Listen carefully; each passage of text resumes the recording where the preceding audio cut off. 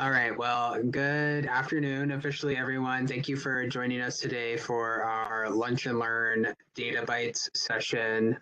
Today, we're going to be joined by our first co-presenter at a DataBytes, something we've been looking to do for a while and trying to share a little bit more about partnerships that we develop in institutional research or, kind of collaborate on different things with different teams in terms of um, kind of exemplars of data use, but then especially for today, how you might go about kind of taking some of the data elements that we might produce and make available to you and then generate some additional value or, create additional work with to kind of get an example of how other teams are doing it. So certainly appreciate Dr. Aaron Coe and teams assistance with this today and their work in partnership and helping to support the Guild partnership for the college. And so today we're going to be talking a little bit about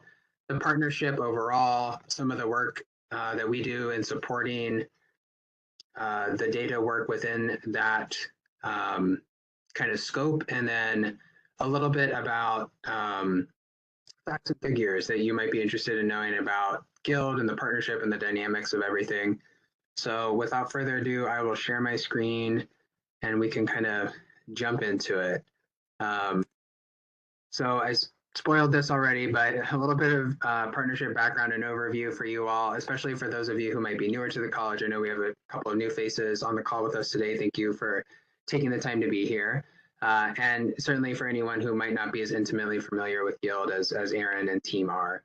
A little bit of a dive into some data that we recently prepared for a site visit that Guild participated in here at the college, where we spent a whole day looking at different data trends, talking about next steps in the partnership, and reviewing kind of performance along a variety of metrics that Guild has some expectations around.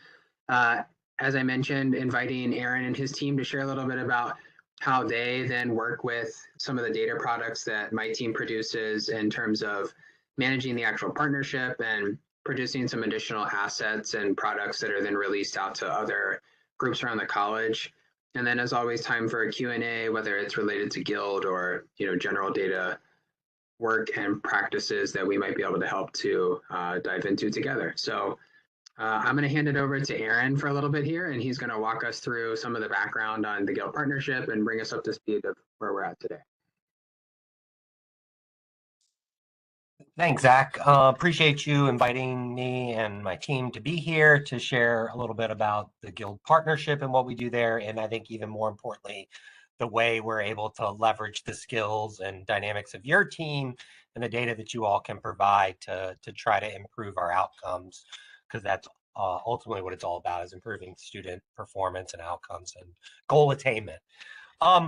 Just to highlight a little bit about the partnership, level set for those that are out there. Guild is a third-party provider where they sit between us and, at this point, a little more than 50 employer partners, and you can see some of the bigger ones right there: Target, Lowe's, Providence, Tyson's Food. They sit in between, and what they do is they help facilitate those organizations' tuition benefit programs.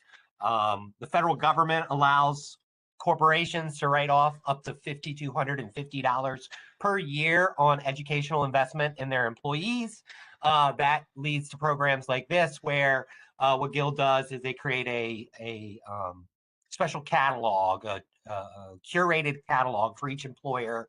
From there, 63, we're one of 63 school partners, university education provider partners, and then they work to set those catalogs up for each of these employers. Through that, we have more than 35 programs live, and we say 35 because we're talking about degree and certificate there. We've had more than 2,300 students enrolled. Nursing Start is really something new. We are not offering a nursing program at Rio Salado. Rather, what we're doing is trying to provide a pathway to some of these Guild members, as they refer to them, and our learners to the field of healthcare, which can include nursing. And then you can see almost over 6,700 credits last semester alone in the spring. So really, this is a significant contributor to the online enrollment at Rio, as we'll see in a minute. Zach, if we can move forward. Just to show, part of what Guild really works on is the development of those partners and that pipeline. As you can see, we've really grown. That first little row, Hilton through Waste Management, was sort of like our initial group, and it's really grown significantly since there. And so a lot of these are really large organizations that you've heard of. Some of them are probably a little smaller and maybe more niche. So large and small, we're working with them. Some only have one program right now. I think Pepsi has one, our College Start program, PepsiCo. Others, some of the healthcare programs have upwards of 20, 30 programs with us. And Guild is a partner. So Guild employees can attend at Rio and get it paid for. And they actually have adopted every program that we offer. My goal is to get every Rio program available. It's just clearly going to take time to do that. But we're really excited about all the partners that they've provided, big and small. And as you can see, across the gamut of sectors, from hotel and restaurant to insurance to healthcare to manufacturing and technology. So it is a really robust group of partners. Zach, if we can move on. Specifically, we run 3 program models with Guild. One is our Certified Partner Network. These are students enrolling in our regular degree and certificate programs. They are paying regular tuition for those degree and certificate programs. And again, we have more than 35 available that we're trying to grow. Likewise, we've got 2 other non-degree programs out there. One is the Nursing Start mentioned earlier. This on-ramp, how do we help people find these careers? We've got a selection of curated courses. We've worked with Beth Seawick, our chair of health sciences, since she's come on board, to really create a curated list of courses that students could choose from to try to find that right path to both be prepared for college and taste some of where healthcare could take them, whether that's more scientific, chemistry, lab kind of things, or maybe more allied health and looking at some health science courses. And then we have College Start. This is a program for learners who don't feel they are college ready. And what we try to do is we take them through a 4-course sequence for a flat fee. So this is the only program where students sort of get a discount on the fee, if you will. All the other ones pay regular tuition, out-of-state tuition for most of the students. And again, that College Start is a separate. And that's the only one that actually starts on a monthly basis that we get the leads. All the other 2 programs, what we use is the first 7 start dates of each semester to enroll those Guild students. Zach, if we can move on, I think we're going to hear a little bit from a couple Guild students. And this is what it's all about. Denise Bailey here completed, the certificate of completion in management at Rio, wants to be a supervisor in a management position, saw this as the opportunity to do that. We're going to do this for you because we want you to grow in the company. And that's giving everyone an opportunity in the company to grow. And she saw that they're making this opportunity available for her. And so she jumped right on it in Tyson's Food. And as she said, it's a chance she didn't think she'd ever have. And so that's really exciting because those are the learners we really want to reach. That's some of the vision of Rio National, if we think back to reaching students in these deserts and how do we help them get an opportunity they otherwise maybe never would have had. I think we've got one more little student story here. Jitendra, she's got kids, she's a working mom. She wants to go into healthcare. You can see medical coding and billing, so this is an opportunity for her. She's actually enrolled in what Guild terms Nursing Start 2, our Associate of Arts and Community Health. And really what Guild's done actually is they've got several different pathways to partner universities that they work with, where students actually have a 2+2 from the community health program to specific programs at these other institutions. So there are 9 pathways that Guild's created and curated for their members, right? Leading from Rio to other educational partners. So it's really exciting that there's opportunity for these students to really not only start at Rio, but then to move on and find something, as their career moves forward. Yeah, so we're excited for Jitendra and all the other learners like her, right, that have this opportunity to get into this healthcare space thanks to this partnership. If we want to move on. just looking at some of this data, I know there's a lot going on here. What you can see is the blue are actually the leads, and you can see it was almost an astronomical growth that was occurring when you see spring, summer, and fall of 23. That was really helped along by a partnership for about a year with Walmart. They've paused since then. So we actually stopped receiving Walmart leads in about mid-October. And the really exciting part of that is rather than being really dependent on one large partner, as you saw, we've got 50 of them. You know, that enrollment is spread across those partners. So there's no losing one single partner at this point isn't going to completely destroy the enrollment pipeline that we've created. And speaking of the enrollment pipeline, and as you can see on that chart, you can see the partners, the actual students enrolled that we've converted. And I think the next slide is the conversion. And so this is really important. This is the work of our CERT team, our student engagement and recruitment team. And what you can see here is they get a lot more leads from non-guild students. But if you notice, there's more than twice as many applicants from that guild population, although it only represents about 25% of the leads the team gets. You know, you can see it represents over 60% of the applicants. It represents almost 75% of the enrollment.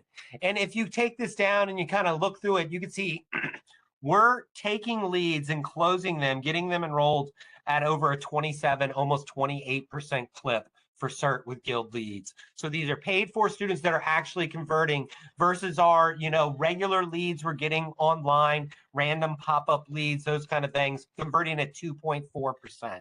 So you can see what's happening here is where the effort that the team is making is paying off in terms of our ability to convert these ready leads versus a student who may be clicking lots of boxes and we happen to get them through our other online leads. And so, you know, I think this is really significant to the success of that team because that's a hard job, hearing no. Even when you're good, hearing no 7 out of 10 times. Can you imagine hearing no 97 out of 100 times? So we're really glad that they've got some that they're not easy, but they're warmer leads and it makes their job a little bit better. And we really appreciate all the work that they do to convert those leads as we move forward. Zach, were you going to talk about this data or am I still? Yeah, I mean, I appreciate your comments and getting us started. And I'm happy to jump in and help cover some of it as well. And thinking back when we had this conversation with Guild and looked at this data together with them at the site visit, I think one of the things that stood out the most and just highlights on this slide, in addition to what Aaron, you already mentioned, is just the value of these leads that like they are warmer, you know, so let's qualify that and level set. There is a difference between, you know, a general student coming through Rio's, you know, various campaign channels and a guild student. But, you know, the guild students tend to produce, you know, nearly $1,000 more value in terms of that lead quality compared to a non-guild student. And I think it was something like 35% on average per student more enrollment volume in comparison to a non-guild learner. And so just speaking to the efficacy of the partnership and the great work of the team in converting all of those students and getting them on a pathway to success at the college. Yeah, and they've been great partners in helping us grow that percentage. You know, things like our AI application tool came out of meeting with Guild, piloted with Guild, and is now available to all students, I believe. So that's, you know, how we're trying to use this knowledge that we're gaining to pay it forward to all students. Yeah. Yeah. Annette, I did see that chat pop up. Apologies. Today I'm on my laptop. I got a couple of screens going, so I'm better able to monitor the chat. But we are working with Mark and Debbie on looking at, you know, some of those considerations right now and really trying to quantify what all this means, you know, in terms of bottom line. So certainly something that, you know, I'm sure we'd be happy to share once we've got some stronger work done around that. So as we continue to move through the slides, you know, just exploring more data about our guild and non-guild students and how they compare and how they perform and what value they're adding to the institution. And so, you know, as we're kind of comparing demographic characteristics of our guild students compared to our non-guild students, you see some interesting differences, particularly with respect to the guild students. tend to be a bit more racially and ethnically diverse than our non-Guild learners.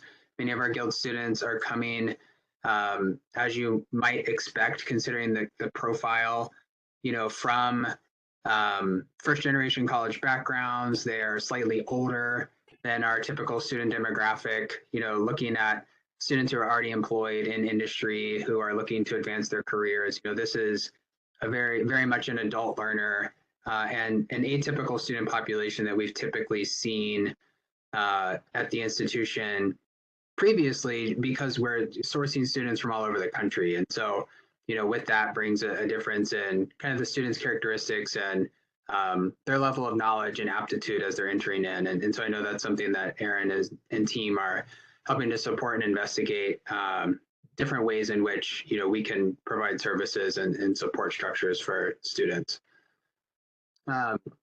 Aaron spoke to this a little bit already in the first kind of data slide that we were looking at, but there is some variability in terms of the enrollment trends, and it's directly correlated with the level of intensity that we're generating with our kind of employer partners within the partnership.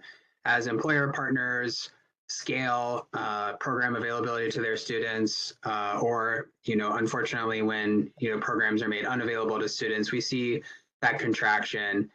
But the big takeaway when we were meeting with the Guild folks was in looking at how things were trending and the capacity that we have to support these students, and making sure that we keep quality at the forefront. It feels like we're in a much more sustainable place perhaps than we once were, when we had kind of this exponential wild growth in terms of lead and enrollment volume. And so although typically there's not a lot of celebration around a retraction in kind of enrollment levels, for us it's signaling some promise in that we know that the students who are coming in are being well served, they're being prioritized, and we're building capacity in a sustainable and mindful way, rather than just trying to use it as a kind of a floodgate of new enrollment opportunity.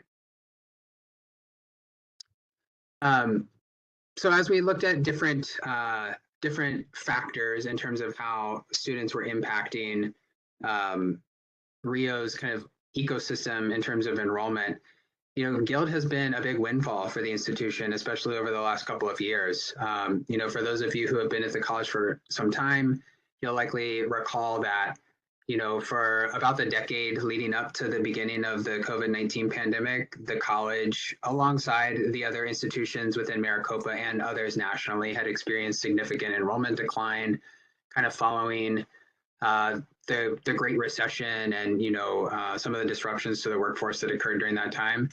And so we were just celebrating kind of a reversion of that trend right before the pandemic hit, and then everything got disrupted for RIO and others as well.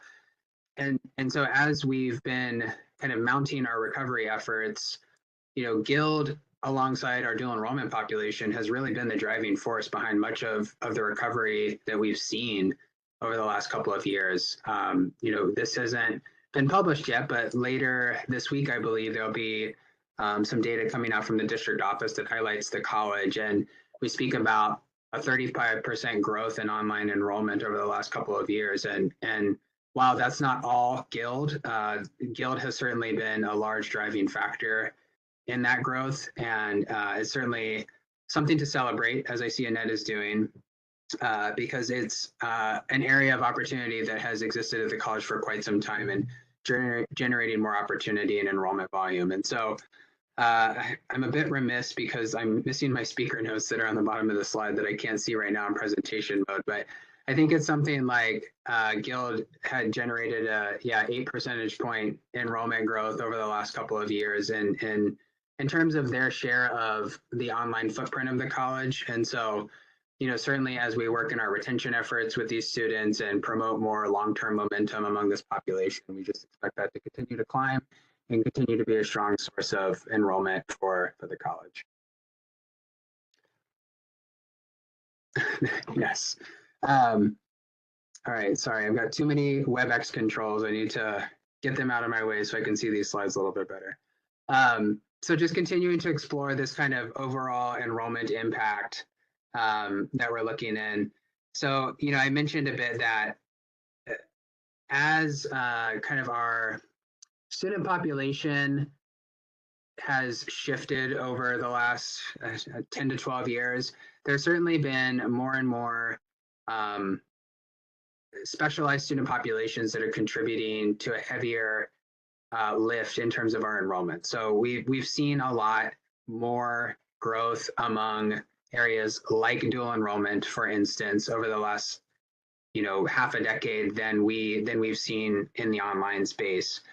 But with the advent of Guild and welcoming in that population into the college, we've seen some of those trends beginning to reverse, where now online enrollment growth is reaching over 50% of the college's overall footprint once again. And so it feels as if that's a tide that's shifting and kind of signals perhaps some greater stability as we kind of navigate the ecosystem. We know there's a lot of things coming down the pike with respect to dual enrollment and looking at the ways in which we offer some of our specialized in-person course opportunities for students. And so having a strong online footprint and being able to kind of reclaim that territory in the context of the Maricopa District is certainly going to be a good space for us to be in as we navigate the next several years. So there's a little bit about inputs. Let's talk about how these students perform in terms of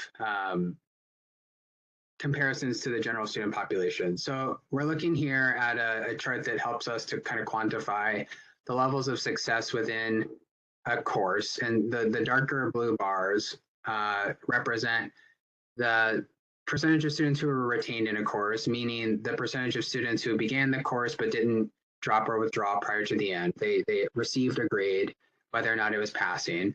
And then the lighter blue bars then represent the percentage of students who went on to pass the course. The kind of the top stratification there shows the Guild learners, and then the bottom shows the non-Guild students. And so although you can see that off the cuff, the Guild students weren't performing at the same rates as our non-Guild students, what we are seeing is steady growth in the Guild course success and retention metrics. So as we're trending over time, we're finding better ways and more ways to support these students. I know Aaron and his team,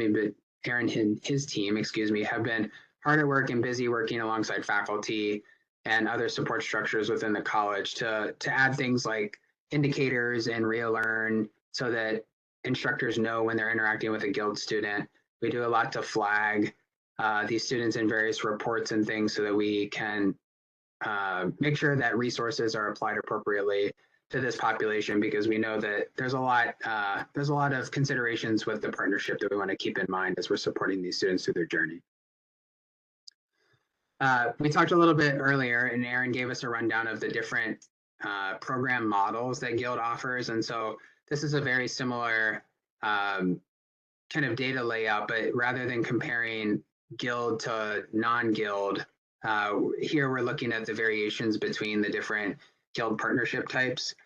And so this gives us some additional information and some leverage to consider as we're looking at different ways to support the variety of experiences that Guild students might have. So, a Guild certified partnership student certainly is a more traditional student in nature. They're typically enrolled in a longer term certificate or degree program, whereas those bottom two clusters are the college started nursing start students that have more of a supplemental student experience, if you will. They're not here for a degree or certificate, they're here for a package of courses to then take on.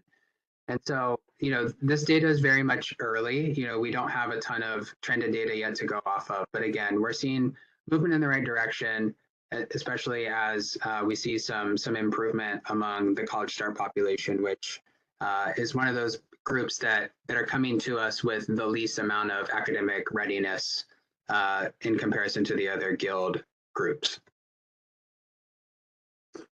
So these next couple of metrics are interesting ones because they're not typically language that we see reflected in the institution, but I included them so that we can all have a shared and common understanding about the types of considerations that Guild as an entity is kind of holding us accountable to. and thinking through like how do our students reflect in some of these external metrics that other third-party entities like Guild might be kind of placing some value around. So here, these concepts of short-term and long-term persistence, again, aren't language that we often see, although they are synonymous and kind of proxies for other things that we might typically look at. So short-term persistence, as Guild defines it, is the percentage of students who are continuously enrolled after their initial point of entry for 5 to 7 months after they begin with the college. So you can think of that almost like a first term to second term persistence rate for a student, where, and that's language that you might typically see in a dashboard or a report that my team would produce here internally. So then the table and chart there on the left-hand side show those short-term persistence rates where we can see, again, broken down by the type of Guild model, as well as kind of Guild aggregate overall compared to online students who are not in the Guild population. And we can see that more so than our typical online learners, Guild students are persisting through the first 5 to 7 months at higher rates than our other non-Guild online students. And then in terms of long-term persistence by Guild's definition are the number of students who are enrolled, I believe, 11 to 13 months after the initial point of entry. And so, you know, to approximate that, language that you might see on a reporter dashboard that we already have is something like a year-to-year retention rate. So thinking about the percentage of students who start in fall 1 who are then re-enrolled again in fall 2, and kind of using that to compare against. The data on this are a little less available right now because we are in early days of the college and nursing start populations. And so many of those students just have not yet had enough time to achieve those metrics. But what we can see for certified partnership students that they're outperforming our other online student populations for the time being. So I'm going to hand it back over to Aaron here to talk a little bit about a recent survey that they helped to develop and administer, and some of the information and results that they got from that, and some information on next steps.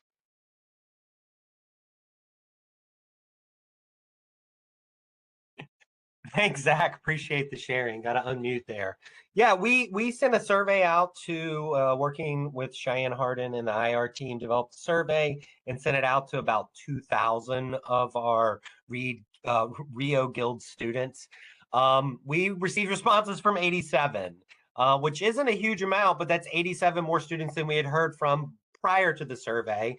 We actually sent it out via text, via email, and then posted about the survey in Rio Connect, where we actually have a Guild page channel, Guild channel. From that survey, we wanted to know, well, why are they here? How's their experience been, and what do they have to tell us? And so that's really where this first chart starts. This was actually an open-ended question, and what happened is we used AI to categorize these, and what we could see is that for almost half, about 48% of the Guild students, the reason they chose Rio's personal growth or career advancement. And why I like to highlight those two versus that convenience or program fit is those show me, those are like our committed students. And I would wager that a lot of that 40% that continue on come from there because they're here for those reasons. They didn't just choose Rio because it was here, right? They're seeing it as the stepping stone to their career. That said, clearly financial tuition support, about 20% of the learners choose it because they've got the opportunity. There's money here. That's what we saw with the very first learner who got that certificate, right? It's an opportunity they otherwise wouldn't have. And then, of course, convenience is a big part of it. You know, our start dates, the opportunity to have flexible courses, your timing, if you will. That's always going to be a big selling point for students across the country, right? Especially if you like the model that we've got. And so you hope a lot of them are there. So those are kind of the reasons we see people choosing, and a few family reasons, of course, and personal. Zach, if we could move forward, please. Yeah, I will. And sorry to disrupt your flow, but I noticed that Janelle had her hand up right when you started, and so I didn't want to interrupt. But Janelle, I think you left your comment in the chat, if I'm reading it correctly. And just to comment on that really quickly, I've heard similar, kind of myths out there, and so I mean, it's good to review this information together so that we can kind of look at it objectively and think through that.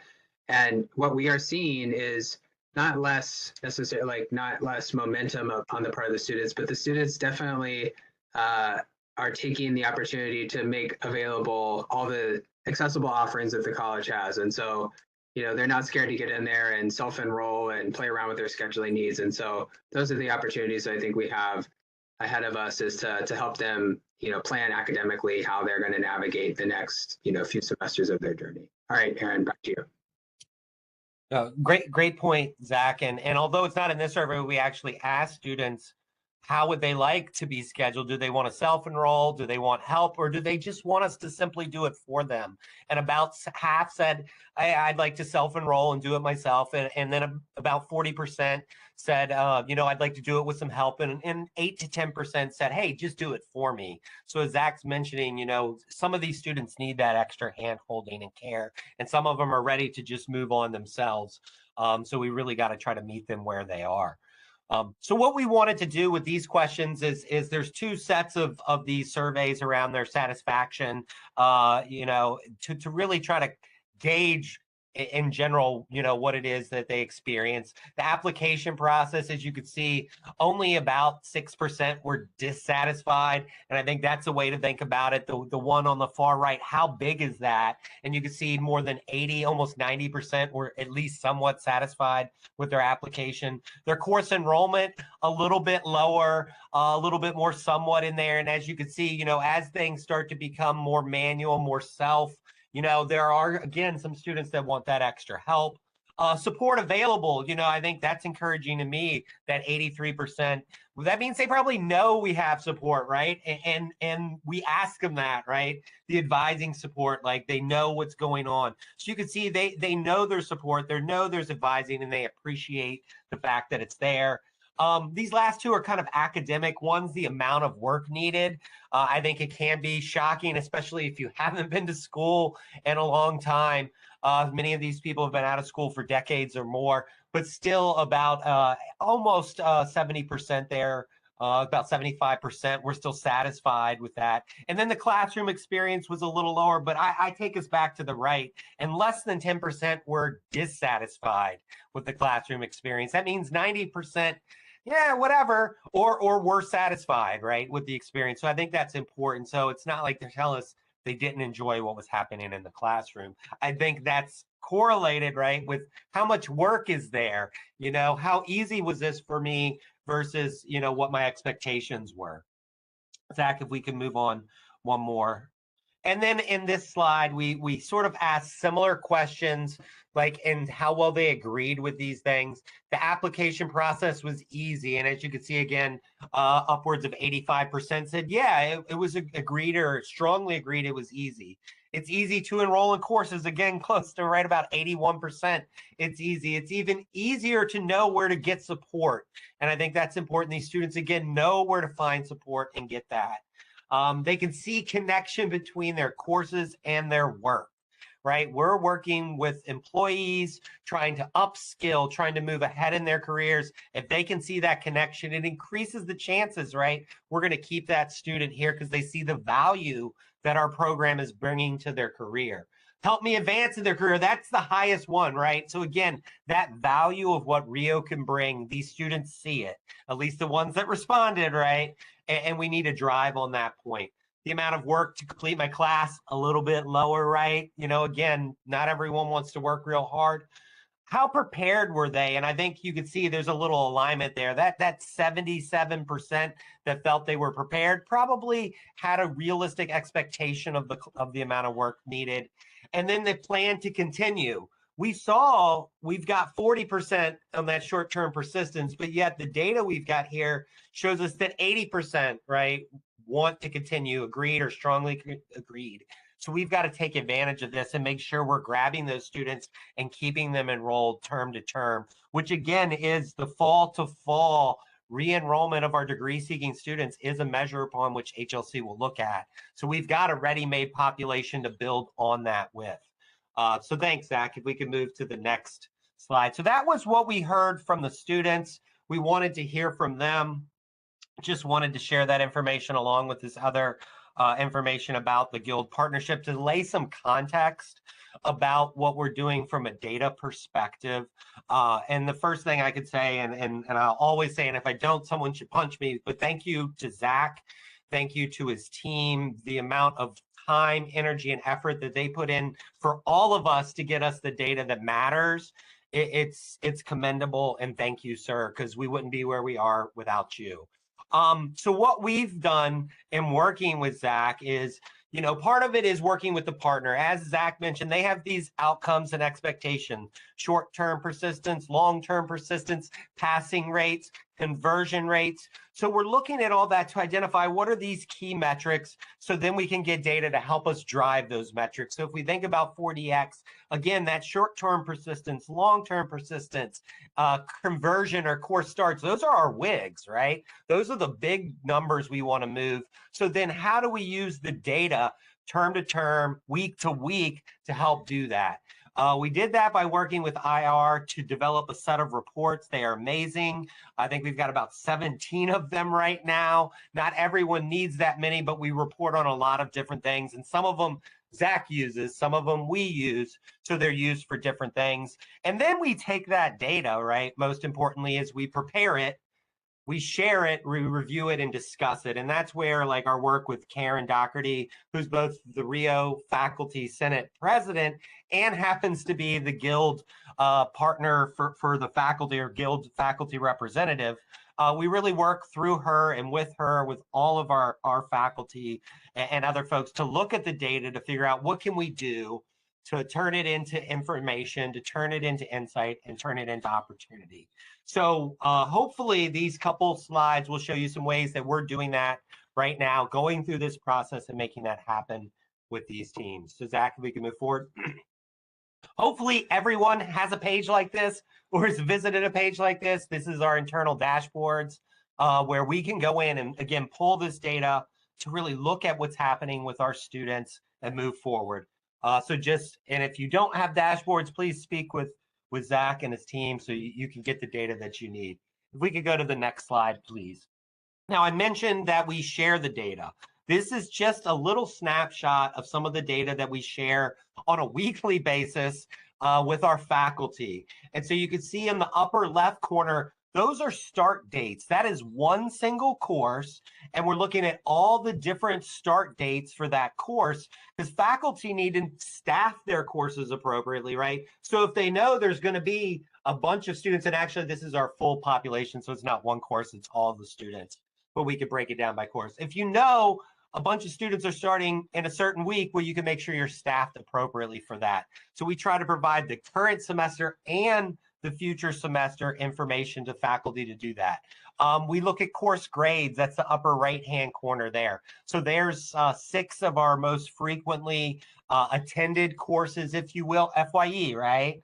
COM, English, GBS 151, I think CIS 105. I mean, if you think about what are those courses that feed all of our programs, or a lot of our programs, that's where we see a lot of our, new students coming in. So we look at, and by the way, all those big blue are A's. So we're really excited to see A's in some of those courses. So we're really trying to break that down. And that gray that we don't want to see are students not finishing. And what's significant about that is that means if we are perfect with everyone else, where that red line ends is the best we can do for completion. And so I think that's something we need to take to heart, are these students that are enrolling and don't finish these courses. So how do we get them to finish to give themselves that chance? And then that bottom graph, those are actually just the final grades for spring. I know it wasn't on the previous slide, but if you add the A's, the B's, and the C's right there, we actually had about a 61% pass rate, course success rate for the Guild students in the spring. So it's continuing to trend upwards. And so again, this is data that we're sharing, just a snapshot of some of the data that we're sharing on a regular basis with our faculty so they can effectively plan, they can think about things, and then they can work with us to move forward. And so if we can go to the next slide, please, Zach. One of the things we've done in collaboration with the faculty around this is what we are realizing is the Y rate. That previous slide, that gray, right? These are Ys. These are students who not only aren't finishing the class, the Y is actually a negative grade that impacts their GPA in a negative way. And what we saw, that red line that is way up there, that was fall 23. And we were like, oh my goodness, if we've got 22, 23% of students not even finishing, getting these Ys, we're not giving ourselves a chance to reach those higher end metrics. So we started doing an intervention to work on getting to these students to prevent these Y grades. And so what this particular intervention, we're working around the last date of attendance. We're looking at when students are there, what their grade is, where they're at in the PACE report, and intervening with the students that we've identified that are out of attendance, which means they might get dropped, right? And their grade or their PACE report indicates that they need some assistance. And what we're trying to do is get to that student to say, hey, are you gonna continue? And if the answer is yes, it's like, well, then let's get moving, right? Contact your faculty, contact the help desk, get some support, move forward. If the answer is no, what can we do to facilitate their withdrawal, which means a W and not a Y? And while a W is not a great thing, it still means they don't complete the class. It's a negative on our overall numbers. For that individual student, that means it doesn't impact their GPA.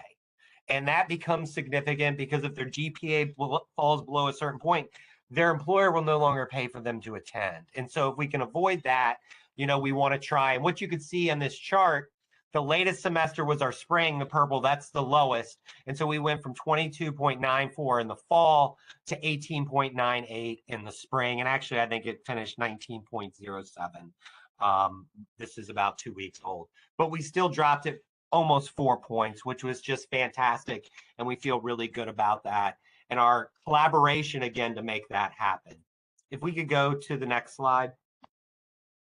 This one is just me taking credit for other people's work, really, because we'd like to thank Gina Pench, our faculty for business.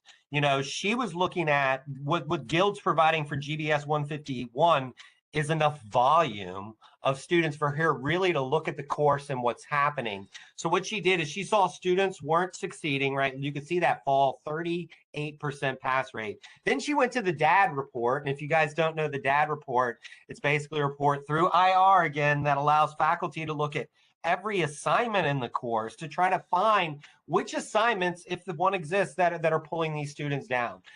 Gina used that data to revise her course. And as you can see, almost a 20% jump in course passing success, which is just phenomenal, right? That is just so awesome on a higher number of students even. And so thank you, Gina Pench, in doing that. And again, what Guild did for her was provide the students, and then she did the hard work of looking at the data to identify what could be changed, make those changes willingly, and then run forward with it. So again, thanks Gina for that. And then this is a new set of tracking that we're doing. We saw that there were some elements that our Guild students, based on their performance in FYE, were not getting that they probably needed an NSO. The current NSO for all Rio students has a huge section on financial aid. Does a Guild student who has an employer paying for it need a huge week on financial aid or a huge element on it? Probably not. They need some education, but maybe not as much or a little bit different. So we've made some tweaks to NSO. And so what we're trying to do is see if this Guild version of NSO, if we're seeing any different results as we move forward, both in the success of the class itself, right? And then the outcomes in the classes that they take. Because, NSO and our new student orientation isn't about passing that class. It's about, are we helping you be prepared to be successful in your class and then retain and persist to the next term? And so this is another area where we saw some data working with the instructional help desk who helps facilitate the NSO, created this new version. We're excited to track it and see what happens. And so these are just a couple of the different ways that we're going about using some of the data that's provided to identify opportunities for success. and to make some change and measure that change to determine, is it something we should do a little bit more of? And I think that's questions.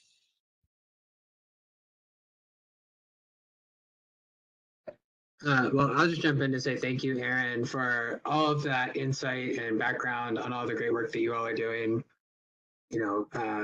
All of the support is very much, a two-way street. Like, your team has been instrumental in helping us to improve on the resources that we're providing to support the partnership, and the work that you all are doing is helping to create more opportunities to strengthen the data work that we're doing. So thank you similarly for your work alongside and helping to drive that. And I would just hopefully highlight this group again as an exemplar in terms of how we can work together, my team and program teams and or different departmental units around the college to really evaluate and assess and understand what is and isn't potentially working in your area, and how we might be able to create some tracking tools to evaluate and monitor progress over time. So, as Aaron mentioned, please don't hesitate to reach out. Should you ever have questions about anything, want to know how to access things, figuring out what's already there and what we might be able to co-create in a way that can help to support your efforts, whatever they may be. So I was trying to monitor the chat while you were presenting, but circling back now, certainly if you have a question, feel free to toss it in the chat. Feel free to come off mute and shout it out. Tons of praise in the chat for Aaron and team, and my team as well. Thank you so much for all the hard work and hours you put into this. It's certainly a team effort that gets it done at the end of the day. I raised my hand, and I would be so remiss if I didn't mention and say thank you to Consuelo Roa and Alyssa Tenorio, who work for me and help make all of this magic happen and brainstorm and get the data together, and then help have these hard conversations with all these folks about, what can we do to see the students succeed? Because that's the only thing that matters in the end, is, are the students succeeding, and are we doing everything we can to make that happen? So thank you to my team.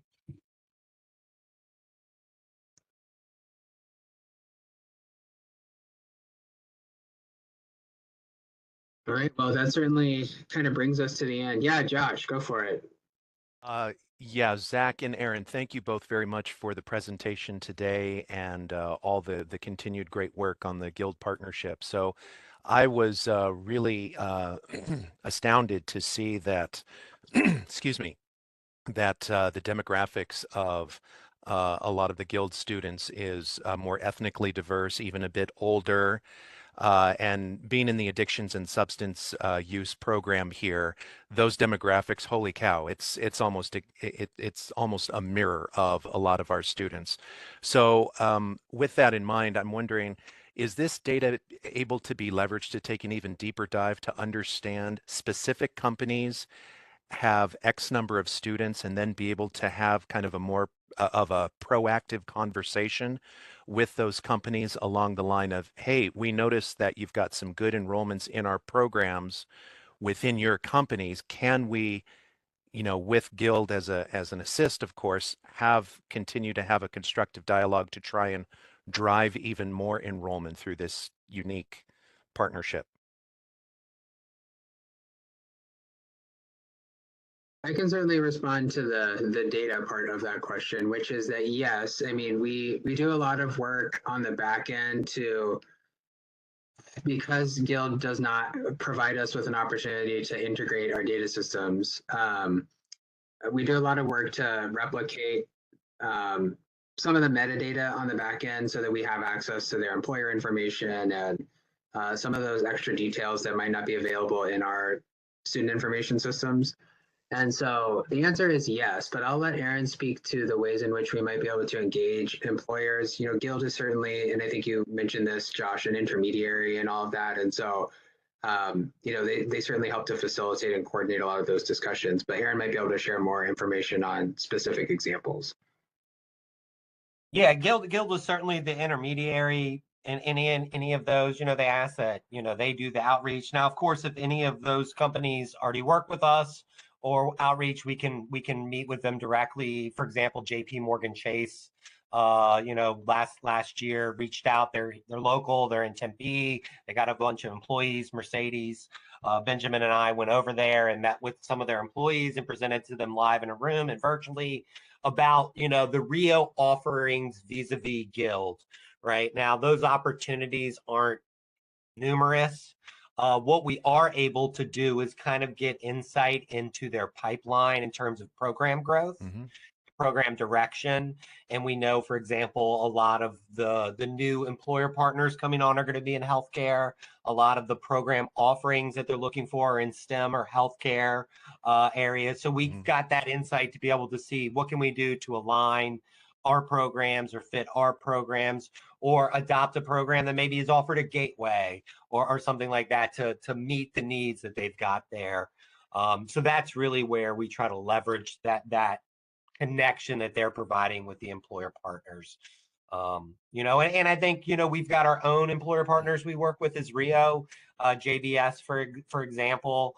And I think what we try to do is leverage our learning both ways, right? What is Guild doing well that we're not, and helping this company facilitate their HR benefits or vice versa? So I think, we're trying to use all that as the learning environment. Because if you can cut out the middleman, it's really nice. But when your middleman provides you 5,000 leads and 50 companies, you really want to appreciate it. Sure. Thank you. Great question, because it is about meeting the needs of the employers, and because if we can't upskill their employees to what they need, we're not going to adopt more. Yeah. Thank you. Yeah. Looks like Beth has her hand up. Yeah, thank you for this presentation. Just great work for everybody. Wendy helped me identify with the HCR 220 the prerequisite issue we ran into, Aaron. So the data is invaluable in us building better programs for students to be successful.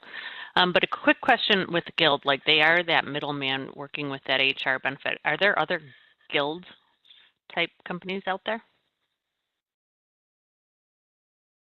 I'd say yes, there certainly are. The contract that we have with Guild asks us to be exclusive. They've actually named a few competitors in the space, although at least one of them we were already partnered with, so we have opening there. I think that question ultimately speaks to our larger partnership direction, right? And what can we manage and what can we handle and what is in the best interest of Rio, right? Yeah. Both those conversion rates are so impressive. When they bring us the students, we are really helping them become students.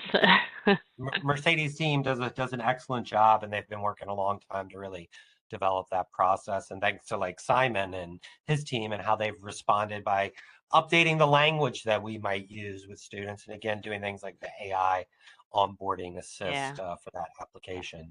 Huge stuff. Impressive work. Thank you, everybody. Yeah, there you go. In stride. Yeah, thanks, Janelle. I figured you knew a few of those folks.